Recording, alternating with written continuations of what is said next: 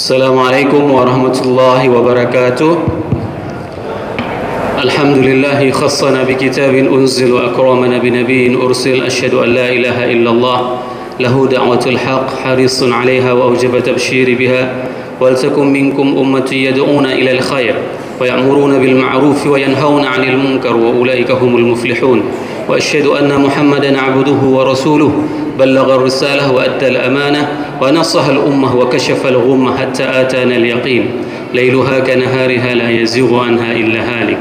اللهم صل على سيدنا محمد النبي الأمي الحبيب المحبوب العلي القدر العظيم الجاه وعلى آله وأصحابه أجمعين.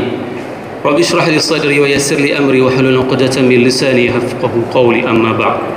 Yang saya muliakan Abu Mawardi, Abu Madinah, Tunku Usman sebagai ketua panitia, dan ada berhadir juga di sini Bapak DPD Syekh Fadil dan Abu di Aceh Raya. Dan ini merupakan kesempatan dan kemuliaan kepada saya untuk bisa menyampaikan tentang wakaf tunai sebagaimana yang saya ketahui selama ini. Bukanlah yang maksud ingin mengajarkan, akan tetapi apa yang saya ketahui ini akan diinformasikan kembali, dan di sini banyak orang dan banyak pakar-pakar seperti yang telah berhadir dalam muzakarah ini. Pertama sekali yang ingin kita sampaikan bahwasanya Islam itu adalah agama yang syumul, mencakupi segala aspek kehidupan manusia, di mana semua tatanan kehidupan ini telah tertata rapi di dalam Islam. Tidak ada satu bagian pun, tidak ada satu aspek pun yang ditinggalkan di dalam Islam, terlebih dalam aspek perekonomian, di mana wakaf merupakan salah satu instrumen penting di dalam ekonomi sebuah negara. Kalau seandainya kita melihat mulai dari awal masa Rasulullah SAW sampai dengan masa kekhalifahan, maka semua sistem pemerintahan pada saat itu menggunakan sebuah instrumen wakaf. Mari sama-sama kita melihat bagaimana pandangan ulama kita. Imam Syafi'i mengatakan di dalam kitabnya bahwasanya lam yahbasu ahlul jahiliyati mimma alimtuhu daran wala ardan illa habasahu ahlul Islam. Bahwasanya orang-orang jahiliyah itu dulunya itu mereka tidak pernah mengetahui bagaimana cara bersedekah sebagaimana bersedekahnya orang-orang Islam, di mana mereka menahan pokok lalu manfaatnya itu disalurkan kepada orang yang banyak. Dan Imam Khatib Asy-Syarbaini juga menjelaskan bahwasanya yang maksud dengan wakaf tersebut adalah di mana menahan harta, ihbasul mal yumkinul intifa'u bihi, menahan harta sehingga harta tersebut masih bisa kita pergunakan manfaatnya untuk apa? Untuk mencapai dan mencari ridha dari Allah Subhanahu wa taala. Dari penjelasan yang dimaksud di sini adalah banyak hal yang kalau kita ingin memperselisihkannya, di mana kita memperselisihkan, misalnya kita mendefinisikan tentang harta. Harta mungkin kalau dulu itu dipahami hanya sebagai harta tanah, harta kebun. Akan tetapi seiring dengan berjalan praktek yang dilakukan wakaf, mulai dari masa Rasulullah SAW, pada saat Rasul ingin membeli tanah ahli negar, pada saat itu saminuni, kata Rasulullah SAW, berikanlah harga.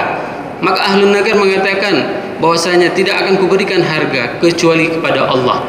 Inilah sebuah praktek wakaf pertama sekali. Rasul memberikan contoh wakaf itu adalah dalam bentuk tanah yang diwakafkan oleh Rasulullah SAW untuk pembangunan Masjid Nabawi. Nah, seiring dengan berjalan waktu, pada saat itu turunlah ayat lan tanalul birra hatta tunfiqu mimma tuhibbun, bahwasanya turunlah ayat tersebut. Dalam tafsir Al-Baghawi itu beliau menjelaskan bahwasanya Abu Talhah pada saat mendengar pertama sekali ayat ini lalu menanyakan kepada Rasulullah. Abu Talhah sangat bahagia dan sangat bangga pada saat mewakafkan kebun kurmanya. Bayangkan, kebun kurma terbaik Abu Talhah itu memiliki 600 batang, dan itu semuanya diberikan secara wakaf kepada Rasulullah SAW. Bahkan saking gembiranya pada saat beliau pulang ke kebunnya melihat anaknya sedang memakan kurma tersebut lalu dicongkel dalam mulutnya. Begitulah spirit mereka untuk berwakaf kepada agama Allah ini. Dan hal yang lain yang ditunjukkan oleh para sahabat pada saat mereka bagaimana cara mempersembahkan amal terbaik mereka kepada agama Allah ini adalah yang ditunjukkan oleh Uthman bin Affan. Utsman bin Affan itu membeli Bi'ru Rumah. Ini adalah sumur yang sampai dengan hari ini setelah 14 abad lamanya pahalanya masih mengalir kepada Utsman bin Affan. Bayangkan, pada saat tersebut Utsman membeli sumur tersebut dengan harga 15.000 dinar. Siapa hari ini yang sudah mempunyai sedekah seperti itu? Siapa yang hari ini di antara kita yang sudah mempunyai wakaf yang seperti itu? Ini adalah nilai yang sangat spektakuler. Mungkin bentuk wakaf dulu pada masa itu adalah sumur. Hari ini kita sangat memerlukan bentuk wakaf seperti air diproduksi seperti hari ini. Dikarenakan apa? Kalau kita ingin melihat pada masa kekhalifahan Umayyah, mereka itu mewakafkan hampir semua fasilitas-fasilitas publik. Mereka mendirikan rumah sakit, mereka mendirikan sekolah, dan itu semuanya diwakafkan. Ini adalah salah satu bentuk bagaimana peradaban Islam. Dengan wakaf, Islam itu pernah mencapai sebuah puncak peradabannya. Bahkan kalau misalnya kita ingin melihat pada masa Abbasiyah, pada masa Abbasiyah itu ada orang yang dibayar dari dana wakaf hanya untuk menghibur orang sakit. Dibayu orang untuk jak rumah sakit, sok bajai yang gad, sok bajai yang dari untuk hibur orang yang sakit. Urangnya partner rumah sakit yang model lagi nya, untuk yabi semangat orang yang sakit. Dan mereka itu adalah orang-orang yang memang dibayar dari dana wakaf. Ini adalah sebuah kemajuan yang pernah terjadi pada masa terdahulu. Nah, hal yang paling menarik di dalam buku Hadaratul Islam, Rawai'ul Awqaf, itu disebutkan bahwasanya wakaf yang paling spektakuler itu pernah terjadi di pada masa Al-Mamlukiyah, bahwasanya wakaf itu diberikan kepada ibu-ibu hamil berupa susu. Ada keran-keran susu yang memang digratiskan kepada ibu-ibu hamil. Setiap 2 hari sekali ibu-ibu hamil boleh mengambil susu. Hari ini kita jangankan susu, mungkin air bersih saja susah. Nah, inilah kesempatan kepada kita semuanya. Kenapa kita melakukan kesempatan? Kenapa saya katakan kesempatan? Inilah kesempatan kepada kita untuk bisa membuat sebuah kebijakan. Dari hasil muzakarah ini, kita mempunyai sebuah kebijakan untuk kita keluarkan. Ada program wakaf Kota Luxmawi. Ini tugas mulia Pak Wali. Kalau seandainya ini bisa diinisiasi Pak Wali, maka ini adalah menjadi amal jariah. Siapa yang akan memperjuangkannya? Ada Bapak DPD yang akan memperjuangkannya. Untuk pusat diperjuangkan oleh Pak Fadil Rahmi misalnya. Ini adalah tugas mulia kita untuk menghidupkan kembali nilai-nilai wakaf yang pernah terjadi pada masa terdahulu. Selain itu, pada masa Khalifah Utsmaniyah, hal yang paling menarik adalah wakaf yang diberikan oleh Khalifah itu adalah wakaf operasional Masjidil Haram. Ini hal yang paling menarik. Semua pembiayaan Masjidil Haram itu diberikan dari dana wakaf, baik imamnya, pekerjanya, semuanya. Dan bahkan pada saat itu, Khalifah pada saat itu membangun rel kereta api mulai dari Damaskus sampai kepada Madinah, dan itu adalah khusus untuk orang naik haji. Coba bayangkan, fasilitas orang-orang untuk beribadah kepada Allah itu diberikan dan dibuat dari dana wakaf. Hal seperti ini sebenarnya perlu kita contohkan di Aceh, Nanggro Aceh Darussalam.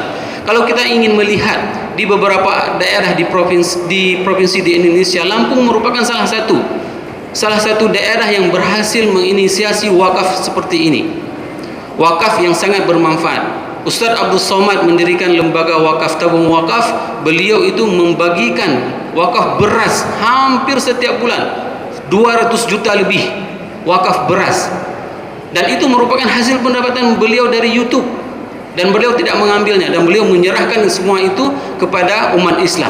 Hal-hal seperti inilah yang perlu kita melihat kembali. Kenapa kita mengatakan seperti itu? Kenapa? Karena Aceh pernah mengalami masa kejayaan pada masa wakafnya, pada masa kerajaannya. Masa kerajaan, dan hari ini kami sebagai mahasiswa yang belajar di Al-Azhar Kairo, pada saat kami melakukan ibadah haji, kami itu boleh menumpang di rumah Aceh, di Baitul Asyi dulunya. Sebelum itu direnovasi hari ini menjadi hotel.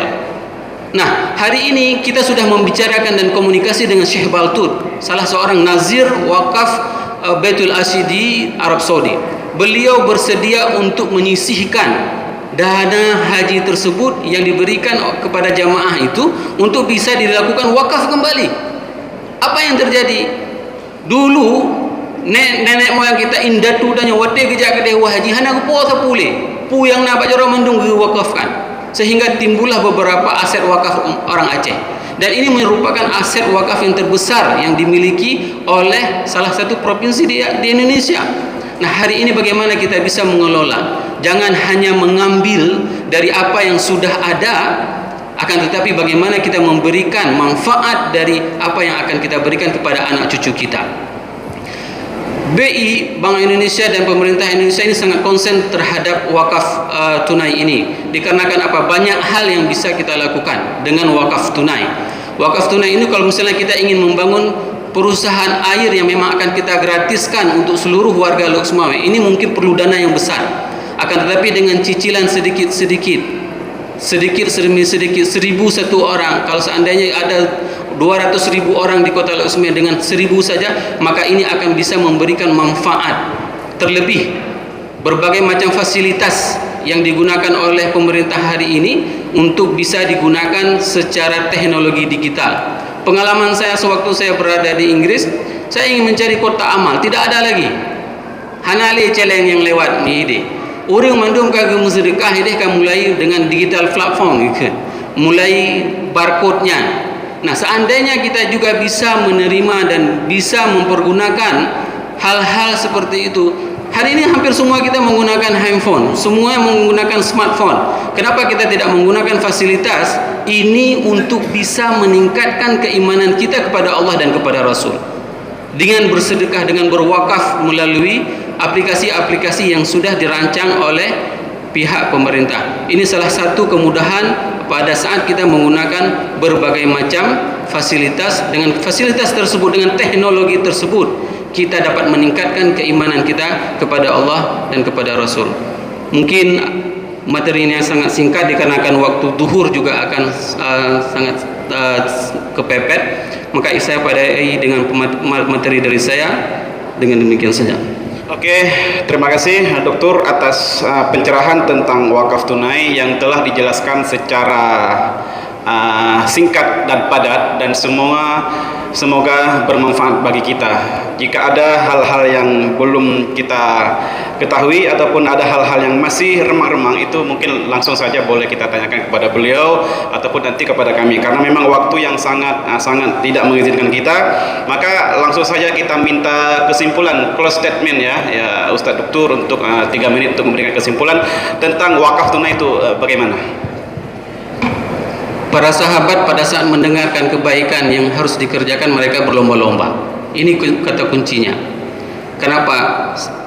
Tadi saya terlupa mengatakan Ali itu salah seorang penerima harta Khaybar, dan Ali merupakan di antara para sahabat yang paling miskin di antara sahabat yang lain. Kenapa? Dalam riwayat dikatakan Sayyidah Fatimah itu tangannya itu sampai terkelupas membuat gandum, meminta pembantu kepada ayahanda tidak diberikan. Begitulah tingkat kemiskinan yang dirasakan oleh keluarga Ali. Tapi begitu mendapatkan harta dari Khaybar, Ali tidak mau diam, tetap bersedekah, mewakafkan hartanya itu. Padahal itulah satu-satunya harta yang dimiliki. Hari ini apa yang kita tunjukkan sebagai pembelaan kita terhadap agama Allah? Pu kontribusi danyo, pu yang kali kita perjuangkan agamanya untuk agama Allahnya. Ini yang harus kita wujudkan dan harus kita tunjukkan, sehingga sumbangsih kita ini akan dikenang oleh penduduk langit. Saya kira demikian untuk Umar.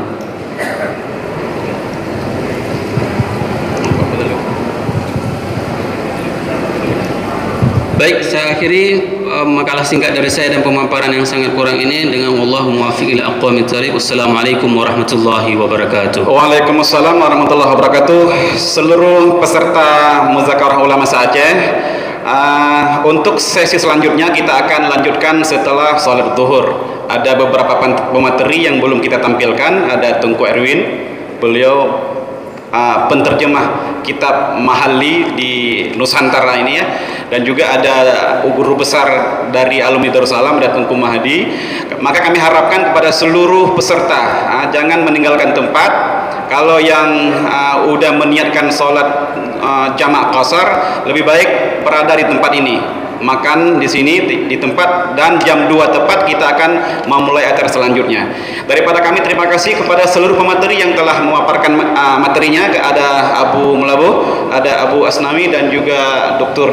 Damanhur, dan juga tidak kalah terima kasih kita kepada Abi Maulana Syarifuddin yang tadi sudah menggebu-gebu memberikan semangat kepada kita untuk memperjuangkan paham akidah Ahlussunnah wal Jamaah.